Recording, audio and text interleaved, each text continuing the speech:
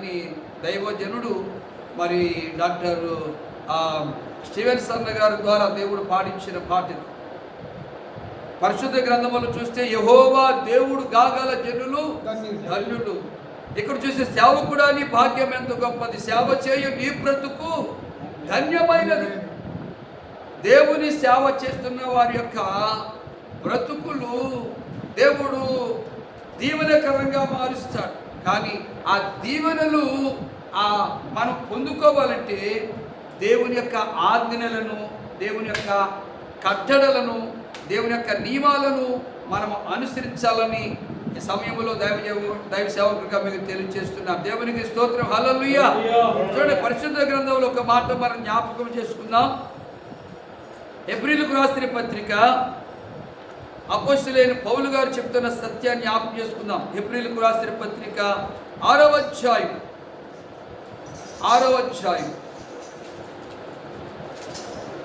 15వ వచనాన్ని చదువుకుందాం.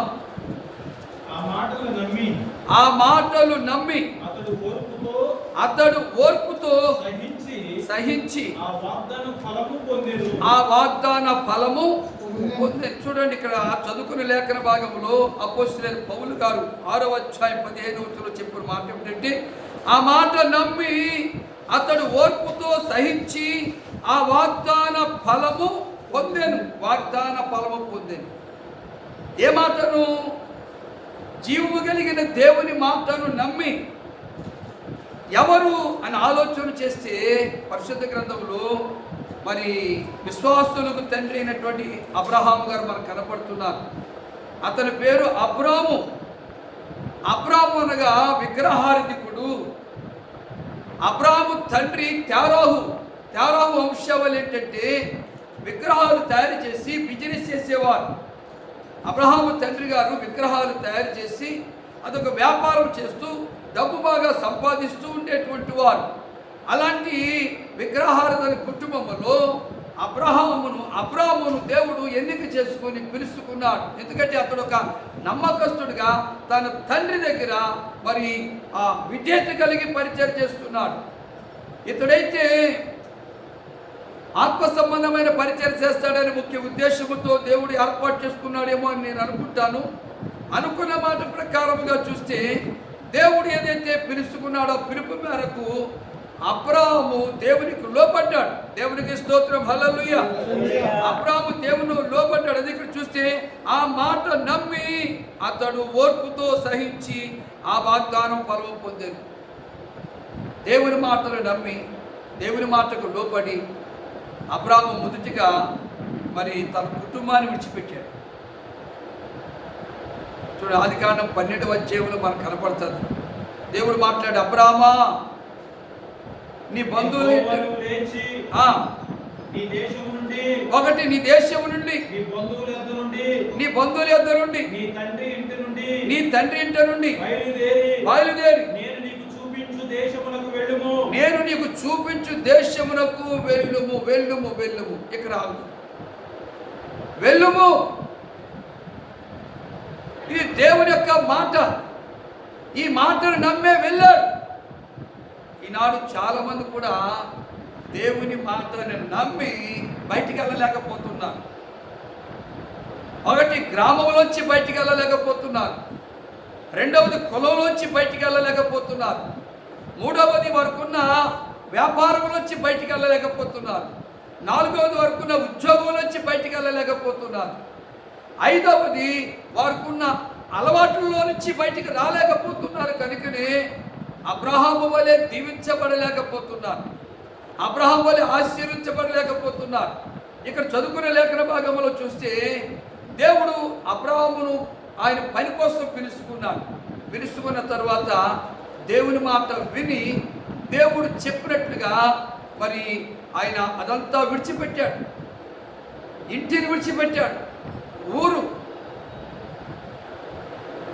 కలిగి అయిన ఒక ఊరిలో అతను ఉంటుండగా ఆ ప్రాంతం నుంచి దేవుడు పిలుచుకున్నాడు. అబ్రాహామును పిలుచుకున్న తర్వాత పిలుపుకు లోబడి దేవుడు వెళ్ళమన్న చోటకు వెళుతూ ఉన్నాడు.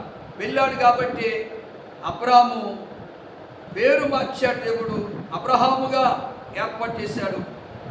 అబ్రహాము అంటే దేవుని ప్రజల విశ్వాసులకు తండ్రి, విశ్వాసులకు తండ్రి. గొప్ప ఆశీర్వాదాన్ని పొందుకున్నాడు.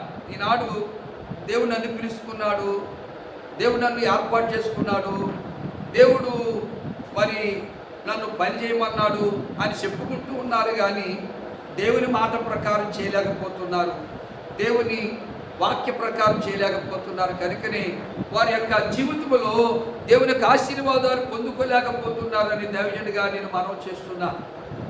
మరి ఈ పగటికాల సమయంలో పరిశుద్ధాత్మ దేవుడు మనకు తెలియజేస్తున్న మాటలు మనం ఎప్పుడైతే శ్రద్ధగా వింటామో జీవం కలిగి దేవుడు గొప్ప కార్యాలు చేస్తాడు. ఈ మాటలు మనకు అవసరం. ఏమంటున్నాడంటే అపోస్తలుడైన పేతురు భక్తుల ద్వారా ఒక మాట తెలియజేస్తున్నాడు. మొదటి పేతురు పత్రిక 3వ అధ్యాయం 7వ వచనం చదువుకుందాం.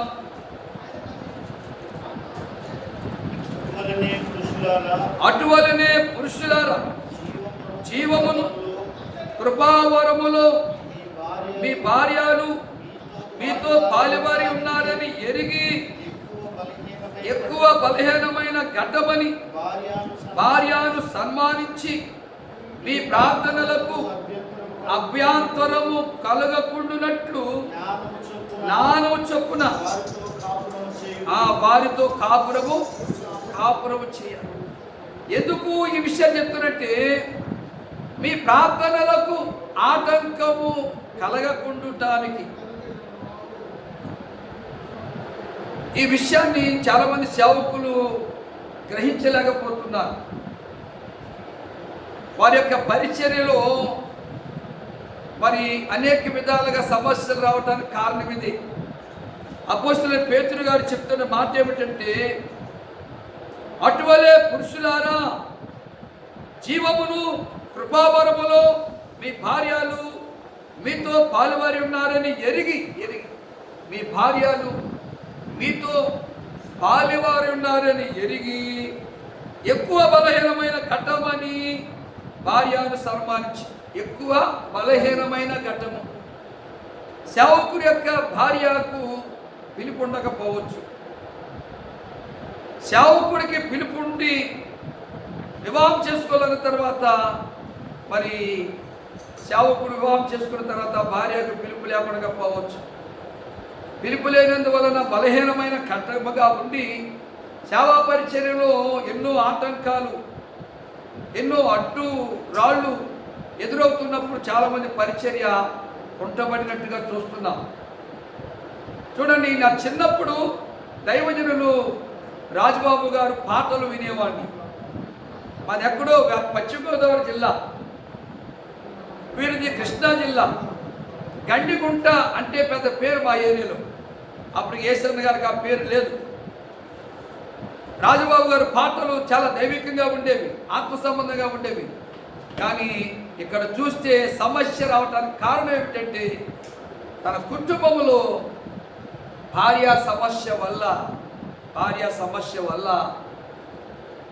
ఆత్మ సంబంధమైన పరిచర్య అంచెలంచెలుగా ఎదగకుండా ఆగిపోయింది, శిథిలమైపోయింది.